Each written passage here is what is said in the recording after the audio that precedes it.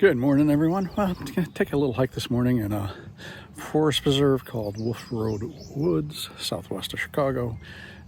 This is part of the Palos District Preserves, which is the largest tract of forest preserve land in Cook County, and also probably the most varied terrain in Cook County. So this is very glacial. There are moraines, there are kettles.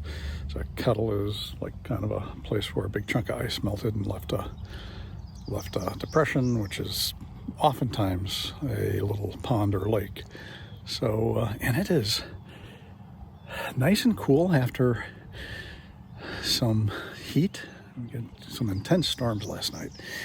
So, not a time to put sky in your pictures, although I'm recording this on my phone, and the phone does a good job at getting the detail out in those clouds because it's, doing the high dynamic range thing.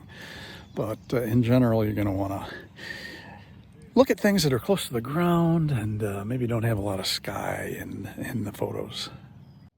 Well, here's a pretty cool old oak tree. And there's a little lake over here off to the left.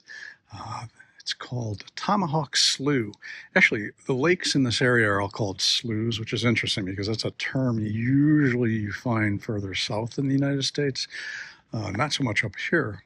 But for some reason, they named these all sloughs. This one is called Tomahawk Slough. And if you look at a map and find it, you'll see why it's called Tomahawk Slough, because it's kind of shaped like a tomahawk or an axe.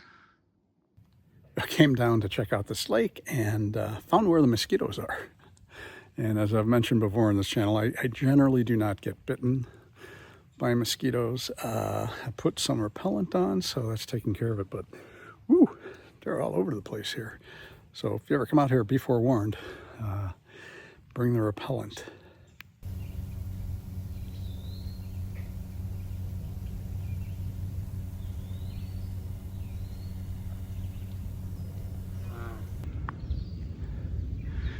And passing by another slough here.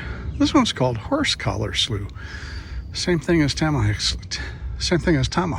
If you look at a map, you'll see why it's called Horse Collar Slough. This is a Michigan lily. This is one of the native wild lilies to the Midwestern U.S. and pretty cool plant. Also called Turk's Cap lily because kind of looks like, I guess, what people think a Turk's cap looks like, but it's a pretty cool flower. Well, find myself a nice little seat and table. This old stump here, so I thought I'd just take a break on this hike, about halfway through the hike, and get this nice woodland behind me. It's actually a perfect day for this because, there's no sun at all. There's a mist, fog going into a mist. Temperature is very pleasant. So I think it's, according to my watch, it's 75 degrees Fahrenheit, which would make it about 23 Celsius, somewhere in there. But I am now recording on the S5 Mark II. I have the 20 to 200 millimeter Sigma lens on. I'm at 20 millimeters. I probably could zoom in a little bit more. Actually, let's see. Let's zoom it into there's 28. Bring in a little closer.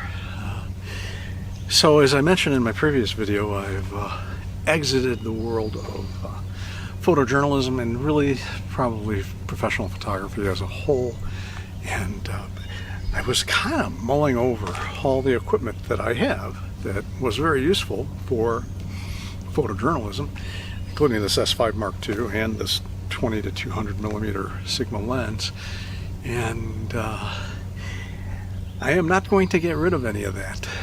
There are times when I will still take out my G9 Mark II with the Leica 12 to 60 and the Lumix 100 to 300 if I think I'm going to be in a situation where I need that extra reach. I am not going to buy any kind of telephoto, either prime or zoom, that is longer than this 20 to 200 millimeter Sigma. I mean, you can go to camerasize.com and look at the G9 Mark II with the 100 to 300 Lumix on it. Compare that to the S5 Mark II with something like the either the Lumix 100 to 500 or the Sigma 100 to 400, and you will see there is quite a big bit of difference. Now, of course, the S5 Mark II is somewhat heavier than the G9 Mark II, but and I thought that might be an issue, and that's part of the reason I brought it out on this hike. Was to, I'm a strap guy, I don't like these clips, so I just kind of wanted to get a feel for what it would be like to hike on a fairly up and down type hike with that camera and lens combination.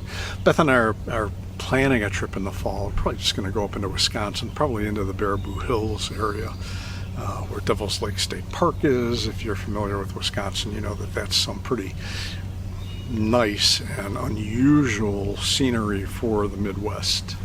Baraboo Hills are actually a range of hills.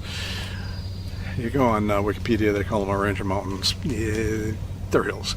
But it's pretty territory, and we're planning on going in the fall, so we'll get fall color, and we're probably going to go during the week rather than a weekend, so we'll avoid crowds, hopefully.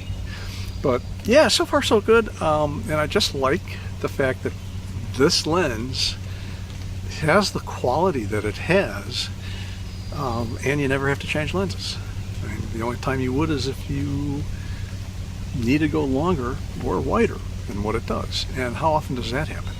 When you're traveling, you probably don't even need 200 millimeters. I mean, it's traveling, especially into cities, you're not really going to need that long reach.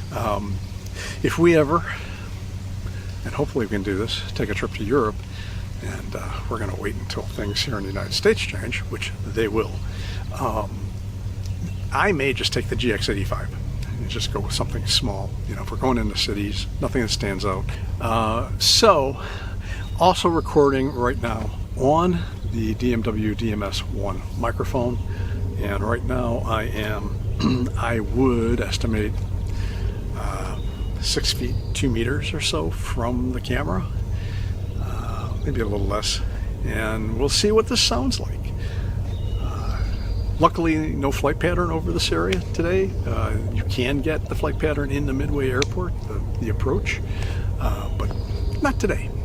Gonna continue on with this hike. I'll put together a little slideshow at the end of this video of the images I took with this combination, and we'll see how it goes. So this is a really cool thing.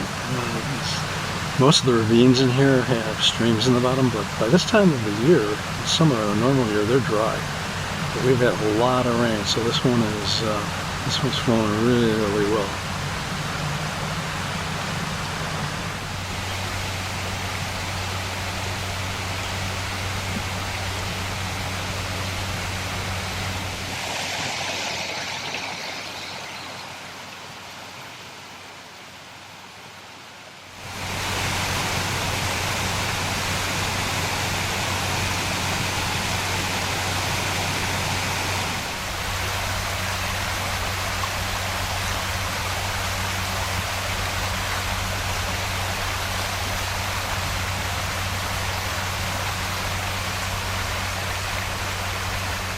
Ooh, raspberries.